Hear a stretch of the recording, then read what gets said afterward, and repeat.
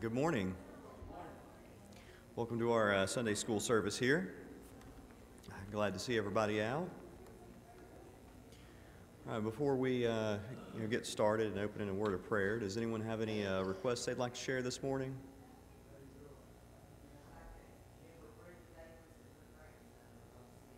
Okay, let's remember Brenda Davis and her grandson. All right, anyone else?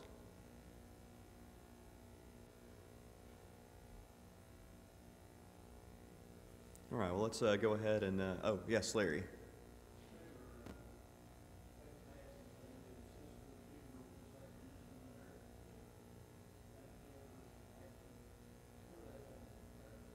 Okay, yeah, let's remember that. Okay, let's remember that family. All right, anyone else?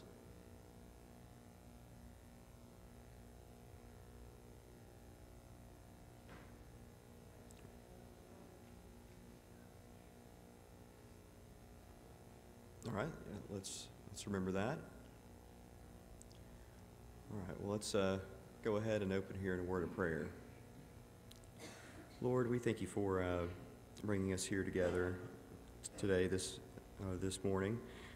We thank you so much for allowing us to fellowship with one another. And Lord, we know that that's such a blessing that we're able to have this fellowship with one another and meet with one another and other believers, Lord. And as we know that there's many places that aren't able to do that, Lord. And God, we thank you so much for everything that you brought us through this week. And we thank you so much for saving our souls, Lord, and everything that you've done for us, Lord. And God, we just ask that you would be with the requests that have been made here this morning. We ask that that you would also be with the many that have been unspoken.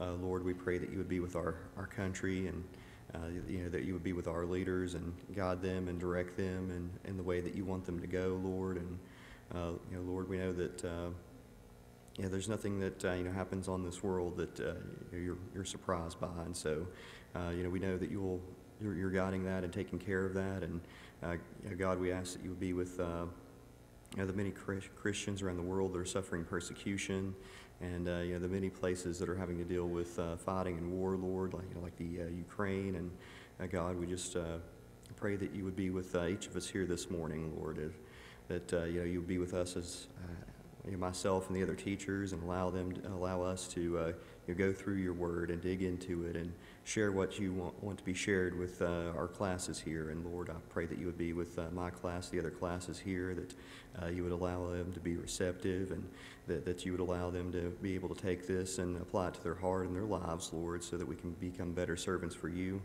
In Jesus' name I pray, amen.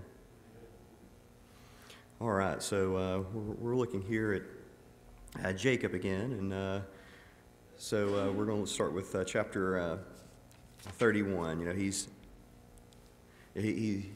married and found his wives, and now it's come time for him to head home. All right, so let's look at verses 1 and 2 here, and of chapter 31, we'll see the beginning of trouble and what gets everything the ball rolling here for him to go back to his own country. All right, and he heard the words of Laban's son, saying, Jacob hath taken away all that was our father's, and of that which was our father's hath he gotten all his glory. And Jacob beheld the countenance of Laban, and behold, it was not toward him as before. So, after all the struggle that he had with Laban in the prior chapter, Laban was trying to keep him from having like a very small flock, trying to keep him from having anything. The Lord poured out and blessed Jacob, and so Laban's sons, and Laban sees that, and he's angry with Jacob because of that. And so let's look at these next verses, and we see that it's time for Jacob to move on. So let's look at verses 3 through 21. All right, and the Lord said unto Jacob, Return unto the land of thy fathers and to thy kindred, and I will be with thee. And Jacob sent and called Rachel and Leah to the field and unto his flock. And he said unto them, I see that your father's countenance, that it is not toward me as before, but as the God of my father hath been with me. And ye know that with all my power have I served your father. And your father hath deceived me, and changed my wages 10 times. But God suffered him not to hurt me. If he said thus, the speckled shall be thy wages, then all the cattle bear speckled. And if he said thus, the ring-straked shall be thy hire, then bear all the cattle ring-straked. And God hath taken away the cattle of your father, and given them unto me. And it came to pass at the time that the cattle conceived, that I lifted up mine eyes, and saw in a dream, and behold, the rams which leaped upon the cattle were ring-straked, speckled, and grizzled. And the angel of the Lord spake unto me in a dream, saying, Jacob. And I said, Here am I. And he said, Lift up now thine eyes, and see all the rams which leap upon the cattle that are ring-straked, speckled, and grizzled. For I have seen all that Laban doeth unto thee. I am the God of Bethel, where thou anointest the pillar, and where thou vowedest a vow unto me. Arise, and get thee out of this land, and return into the land of thy kindred. And Rachel and Leah answered, and said unto him, Is there yet any portion of inheritance for us in our father's house? Are we not counted of him as strangers? For he hath sold us, hath quite devoured also our money. For all the riches which God hath taken from our father, that is ours, and our children's. Now then, whatsoever God hath said unto thee, do. Then Jacob arose and set his sons and his wives upon camels, and he carried away all his cattle and all his goods which had gotten the cattle of his getting, which he had gotten from Pandaram to go forth to Isaac his father in the land of Canaan. And Laban went to shear the sheep, and Rachel had stolen the images that were her father's. Jacob stole away unawares to Laban the Syrian, and that he told him not that he fled. So he fled all that he had, and rose up and passed over the river, and set his face toward the mount of Gilead. And so, here we see that Jacob is told by God to go back to his home country, and when he's told that, he goes ahead and he talks to Rachel and Leah, and explains to them why. He talks about how their father has turned against him. But in that same sentence, we see that he says, "But the God of my father has been with me." So he sees and acknowledges that everything that had happened before is what God is, all God's doing. He says here to them that you all know that I've served your father with everything, with all the might that I've had. But your father's deceived me. And he talks about how he's changed his wages 10 times. And he knows that, though, that God has not allowed for him to hurt him. And he goes through and goes back through the story from the prior chapter, where he talks about the speckled cattle and the striped cattle and the spotted cattle, and how Laban had changed which he would be getting, and every time that he tried to send those away, that the cattle would have those types. And so he knows that God was in it, and he goes on and goes on further and talks about the dream that God had given him. And we notice here that Jacob is ready to serve, because God calls out to him and he says, "Here am I. I'm ready to listen, Lord." And then we see that the Lord explains what had happened, that all these cattle that he's given unto him. He's made sure that they've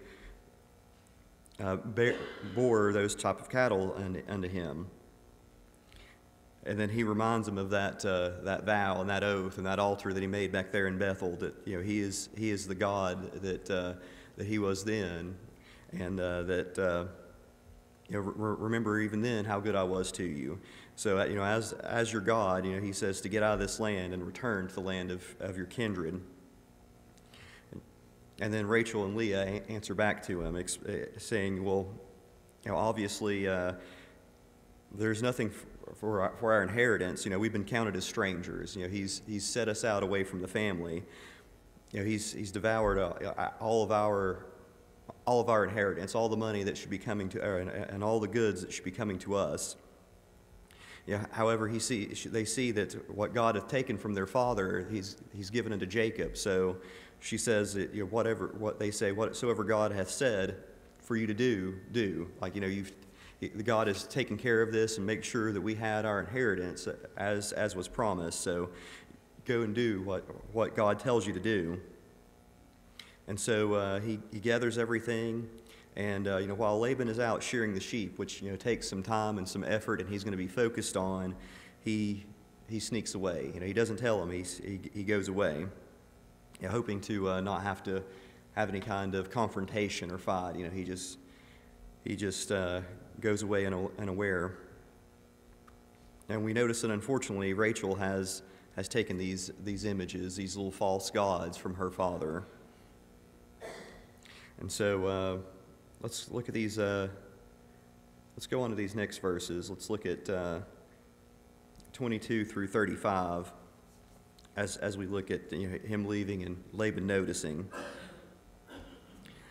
And it was told to Laban on the third day that Jacob was fled, and he took his brethren with him and pursued after him 7 days' journey, and they overtook him in the mount of Gilead. And God came to Laban the Syrian in a dream by night, and said unto him, Take heed thou not speak to Jacob either good or bad. Then Laban overtook Jacob.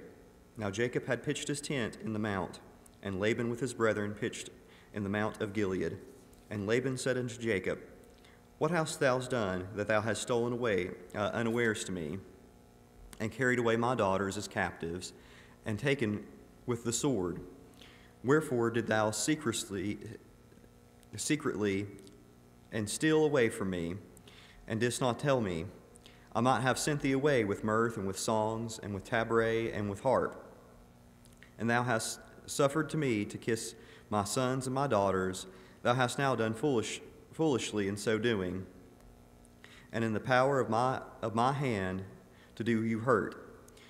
But the God of your father spake unto me yesterday night, saying, Thou take heed that thou not speak to Jacob either good or bad. And now, though thou wouldest needs to be gone, because thou sore longest after my father's house, yet wherefore hast thou stolen my gods?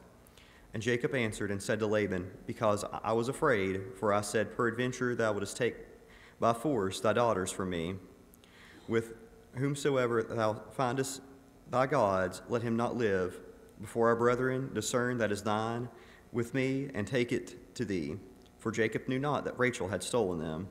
And Laban went into Jacob's tent, and Leah's tent, and to the 2 maidservants' tents, but he found them not. Then he went out of Leah's tent and entered into Rachel's tent. Now Rachel had taken the images, but put them in the camel's furniture, or saddle, and sat upon them. And Laban searched all the tent, but found them not. And she said to her father, Let it not displease my lord that I cannot rise up before thee, for the custom of women is upon me. And he searched, but found not the images.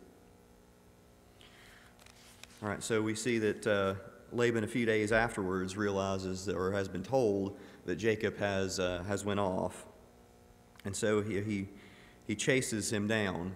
And we see that God intervenes for Jacob again. That he comes to Laban in a dream and tells him to speak not to Jacob neither good nor bad. Laban goes ahead and goes on and takes up his tent and then he comes into Jacob and asks these things. Why did you go away secretly? And he tells them that, well, I might have sent you away with this joy and these songs and music and with this harp, but you've done this foolishly and run off. However, it's I find it interesting that you have someone like Laban that you can't really trust, and he's saying that, we've given you this big party to go off. But obviously this is what the way that God had intended for it to happen. But we go on here, and he says that he lets him know, hey, it's in my power to hurt you, But the God of your father spake to me yesterday night and told me not to do anything good or bad to you.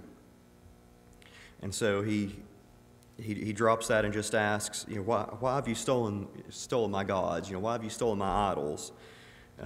Jacob doesn't know that Rachel had stolen the idols, and Jacob is so intent that he knows that he thinks that he didn't take it, or no one else in his camp would have taken it, that he says that if you find this man, then let him not live.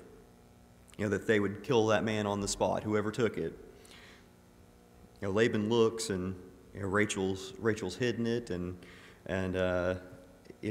she tells him that the custom of the woman is upon her, so that he knows that she's unclean and isn't going to mess with anything. And so let's look at these next verses and see the reaction of how this plays out here. Right, and Jacob was wroth and chode with Laban. And Jacob answered and said to Laban, What is my trespass? What is my sin that thou hast so hotly pursued after me? Whereas thou hast searched all my stuff, what hast thou found of all thy household stuff? Set it here before my brethren and thy brethren, that they may judge betwixt us both. This 20 years have I been with thee. Thy ewes and thy she-goats have not cast their young, and the rams of thy flock have I not eaten. That which was torn of the beasts I brought not unto thee. I bear the loss of it, and my hand didst thou require, whether stolen by day or stolen by night. Thus I was, in the day of the drought consumed me, and frost by night, and my sheep departed from mine eyes. Thus I have been 20 years in thy house. I have served thee 14 years for thy 2 daughters, 6 years for thy cattle, and thou hast changed my wages 10 times. Except the God of my father, the God of Isaac, that had been with me, or Abraham, and the fear of Isaac had been with me, thou hadst sent me away now empty. God hath seen my affliction and the labor of my hands, and rebuked thee yesterday night. And Laban answered and said unto Jacob, These daughters are my daughters, and these children are my children. These cattle are my cattle, and all that thou seest is mine. What can I do this day unto my daughters, or unto my children which have been born?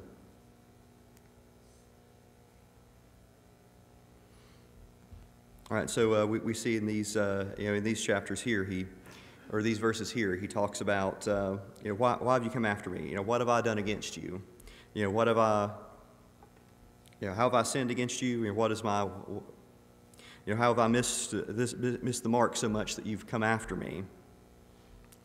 He says that you've searched everything that I have, and you can bring up someone here to judge between these things, and whatever's yours, I'll give back to you. And he reminds them that 20 years I've been with you, and he breaks it down. I've served you 14 years for your 2 daughters, because we promised you the first time that would be 7 for the one, but then he had to serve another 7 years to get her because of the firstborn. And then he's served 6 years for the cattle that he's changed around and tried to move away from him. And then he says that, and he sees it here again, except the God of my father, the God of Abraham, except for that, God had been with me, he would have sent me away empty. But he knows that God has seen his affliction and the labor, and then he lets him know that he's rebuked him. That's why he came to you in that dream, to rebuke you. And then Laban is angry here. He answers and he said, well, these daughters are my daughters, and these children are my children. These cattle are my cattle. Everything that you see is mine. There's nothing here that wouldn't have been born unto me. And so let's close this out here. Let's look at verse 44, and then we'll skip over to 50 through 55. So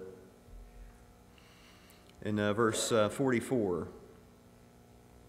we see that it says, Now therefore, come thou, let us make a covenant, and I and thou, and let it be a witness between me and thee. He says, if thou shalt afflict my daughters, or if thou shalt take other wives besides my daughters, no man is with us. See, God is witness between me and thee. And Laban said unto Jacob, behold this heap, and behold this pillar which I have cast betwixt me and thee. This heap shall be a witness, and this pillar shall be a witness, that I will not pass over this heap to thee, and that thou shalt not pass over this heap and pillar unto me for harm. The God of Abraham and the God of Nahor, the God of their father, judged betwixt us. And Jacob sware by the fear of his father Isaac. Then Jacob offered a sacrifice upon the mount, and called his brethren to eat. And they did eat bread, and tarried all night in the mount. And early in the morning Laban rose up, and kissed his sons and daughters, and blessed them. And Laban departed, and returned unto his place. And so after this, Laban decides that that they need to make a covenant, that they need to make a promise, and that they need to come out of this peacefully. And so what he asks for Jacob to promise is that he won't harm his daughters. He's not going to take any other wives other than his daughters, and he asks for God to be a witness between the two of them. And and the next portion that he goes through is that they're not going to go over this stone or this pillar that they've made toward each other for harm. And then again, I don't know if how much of a believer that Laban was, but again he asks that the God of Abraham, the God of Nahor, his grandfather, and the God of their father that would be judged between them. And so we see that Jacob swears, and then Jacob is happy that they have come to this peaceful resolution. And again, he knows that God was in it because God had came to Laban, and so he offers a sacrifice there upon the mount, to God. And then they have a feast. He calls everyone there to feast, and Laban, kisses everyone and goes back peacefully to his land. And then we're going to see that Jacob begins his journey back to his land. He's not completely through his trials yet. He's finished with Laban, and now coming back to his land, we're going to look at how he's going to have to get prepared to meet his brother Esau. Right, so let's look at chapter 32, and let's look at verses 1 and 2. All right, and Jacob went on his way, and the angels of God met him. And when Jacob saw them, he said, "This is God's host." And he called the name of that place Mahanaim. All right, and so we see that again God is with him. He starts out, and the angels of God meets him, and so he sees this, and he sees that this is God's host, or this is God's encampment, or encampment of God. And so because he's stayed there, and God has stayed there as well, the Mahanaim, that name means double camp. And so he sees it's God's camp, and it's his camp, and God is there with him. And so we see that that's the first part of his spiritual preparation as he makes this journey. So let's look at, let's skip on down to verses 9 through 12. And so we see Jacob hearing from God, and then now we're going to look at Jacob speaking to God. All right, and Jacob said, O God, my father Abraham, O God of my father Abraham, and God of my father Isaac, the Lord which saidst unto me, return to thy country and to thy kindred, and I deal well with thee. I am not worthy of the least of all the mercies, and of all the truth which thou hast showed unto thy servant. For with my staff I have passed over this Jordan, and now I am become two bands. Deliver me, I pray thee, from the hand of my brother, from the hand of Esau, for I fear him, lest he will come and smite me, and the mother of my children. And thou saidst, I will surely do good unto thee, and make thy seed as the sand of the sea, which cannot be numbered for a multitude. Right, and we see here that as he's making this journey and worried about Esau, that he calls upon the name of God. he calls upon God, and he calls upon him humbly. He immediately says that he's not worthy of the least of his mercies and of the truth that he's given unto him. And then he comes up with his ask here. He asks them to deliver him from the hand of Esau. He's afraid that he's going to come and smite him and the mother of his children. But we see that he has faith here in God as he comes back and he repeats the promise that God had given him. He says that thou hast saidest that I will surely do good to thee, and will make thy seed as the sand of the sea, which cannot be numbered in a multitude. We see in this prayer that he comes at him humbly. He asks for his deliverance, and then he repeats back to God the same promise that God had promised him earlier. He just has that conversation there with God. All right, so let's look on here. After this conversation, we see in let's turn on to verses 24 through 32. Where he wrestles with God. All right, and Jacob was left alone, and there was a man with him until the breaking of day. And when he saw that he prevailed not against him, he touched the hollow of his thigh, and the hollow of Jacob's thigh was out of joint as he wrestled him. And he said, Let me go, for the day breaketh. And he said, I will not let thee go, except thou bless me. And he said unto him, What is thy name? And he said, Jacob. And he said, Thy name shall be called no more Jacob, but Israel. For as a prince thou hast power with God and with men, and hast prevailed. And Jacob asked him, and said, Tell me, I pray thee, thy name.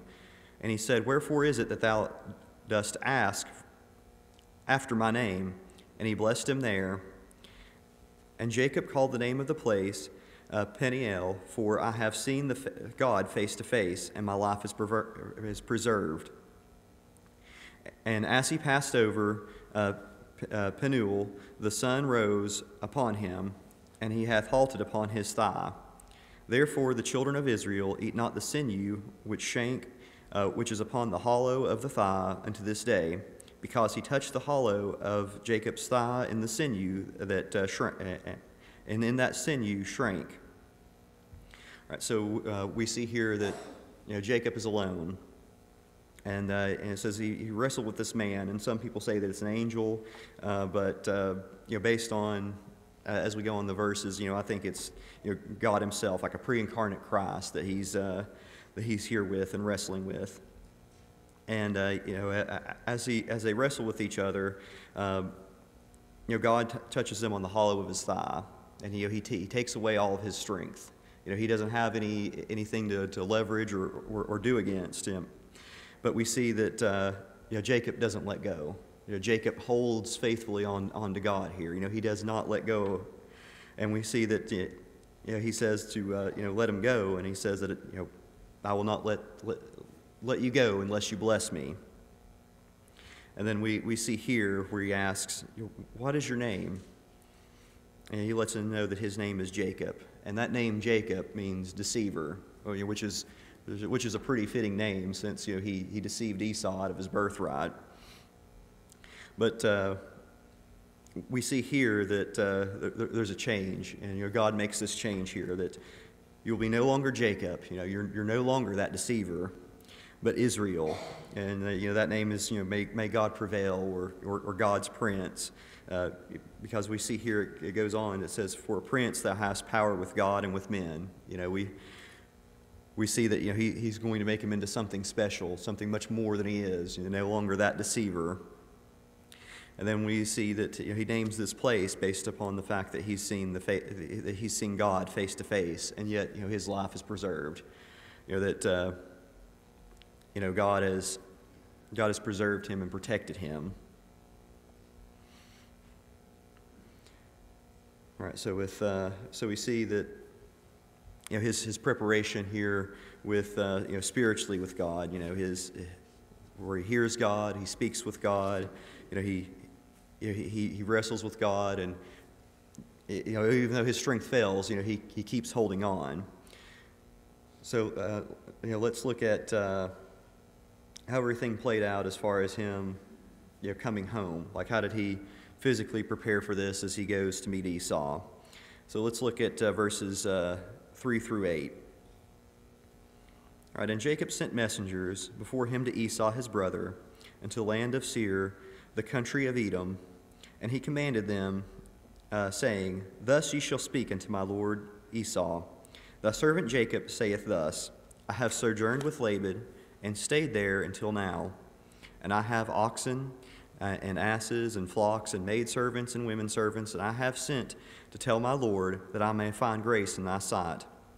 And the messengers returned to Jacob, saying, We came to thy brother Esau, and also he cometh to meet thee, and 400 men with him. And Jacob was greatly afraid and distressed, and he divided the people that was with him, and the flocks and the herds and the camels into 2 bands, and said, If Esau come to the one company and smite it, then the other company which is left shall escape. And so we see here in his preparation that he first goes ahead and sends his messengers out to his brother Esau with his message that about how he's traveled with Laban, and he's stayed there until now, which is that 20 years it's been since they've seen each other. And he says that he has all these things, but he wants to find grace in his sight. He knows that he doesn't deserve to be forgiven or allowed to pass through after what he's done to Esau, but he wants to have that unmerited favor is what he's asking. They tell him how he's coming, and he splits everybody into 2, for that preparation that if he attacks one, then the other set will be able to escape. That's when he had went through his prayer to God there earlier. All right, now let's look on and let's look at verses 13. And then let's look at 17 through 19. All right, and it says in verse 13, it says, And he lodged there that same night, and took of that which came to his hand a present for his brother Esau. All right, and let's look at 17 through 19. All right, and he commanded the foremost, saying, When Esau my brother meet thee, and asketh thee, saying, What art thou, and whither thou goest, and whose are these before thee? Then thou shalt say, They be thy servant Jacob's. It is a present unto my lord Esau, and behold, also he is behind us. And he commanded the second, the third, that followed the droves, saying, On this manner ye shall speak unto Esau when you find him. All right, so we see that he's going to go ahead and start off by giving him a present of goodwill, to show that he's not going to need anything of him because God has blessed him with an abundance. So he's able to share these things with Esau. And then we see that he commands them to go and to answer that these are Jacob's and these are a present for you. And so he sends them out here in these droves, the first, the second, the third, and so on. Giving Esau these things in preparation for them meeting. All right, so let's look at the reception here, this final meeting between the two. So let's look at chapter 33, and let's look at verses 1 through 11. And then Jacob lifted up his eyes and looked, and behold, Esau came with him 400 men, and divided the children into Leah, and into Rachel, and into the 2 handmaidens. And he put the handmaidens and their children foremost, and Leah and her children after, and Rachel and Joseph the hindermost. And he passed over before them, and bowed himself to the ground 7 times until he came near his brother. And Esau ran to meet him, embraced him, fell on his neck, and kissed him, and they wept. And he lifted up his eyes and saw the women and the children, and said, Who are those with thee? And he said, The children which God hath graciously given thy servant. The handmaidens came near, and their children, and they bowed themselves. Leah also with her children came near, and bowed themselves. And after Joseph near, and Rachel, and they bowed themselves. And he said, What thou meanest thou by all this drove which I meet? And he said, These are to find grace in the sight of my Lord. And Esau said, I have enough, my brother. Keep that thou hast to thyself. And Jacob said, Nay, I pray thee, if I have found grace in thy sight, then receive my present at my hand. For therefore I have seen thy face, and as though I had seen the face of God, and thou wast pleased with me. Take thee, I pray, my blessing that is brought to thee, because God hath dealt graciously with me, and because I have enough. And he urged him, and he took it. Right, so we see through all this preparation that he comes and he finally meets Esau.